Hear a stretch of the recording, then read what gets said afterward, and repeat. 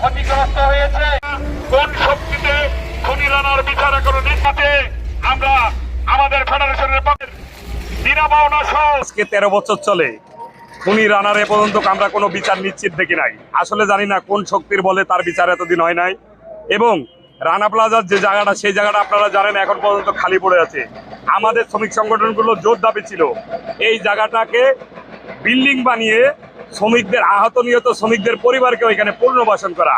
আমরা তার দৃষ্টিমূলক কিছুই দেখতে পারি নাই এখন পর্যন্ত। আমাদের আজকে জোর দাবি থাকবে, যারা আহত হয়েছে, যারা নিহত হয়েছে, তাদের পরিবারের সচ্ছলতা আনা এবং তাদেরকে চলার মতো ব্যবস্থা করা, এবং যারা পঙ্গত্ব বরণ করেছে তাদের একটা ব্যবসা দিয়ে দেওয়া, যাতে সে কারো কাছে করোনার পাত্র হয়ে না বেঁচে থাকতে হয়, সে জানি তার উপার্জন সে করে খেতে পারে। এবং যারা সঠিক পাওনাদি পায় নাই, তাদের পাওনাদি যাতে সঠিকভাবে সরকার বুঝিয়ে দেয়, বিজিএমএ বুঝিয়ে দেয়, এই দাবি জানাচ্ছি। এই দেশের আমলাতন্ত্রিক জটিলতা এবং বিচার বিভাগের জটিলতা এবং বড়দের তফতির, রাঘু গোয়ালদের তফতিরের কারণে এই বিচারটি এখনো আড়ালে পড়ে আছে।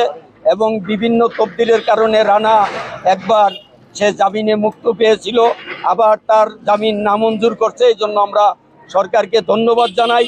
আহত নিহত শ্রমিকদের যে পরিবার পরিজন আছে, বেঁচে আছে, তাদের পুনর্বাসন করার জোর দাবি জানিয়ে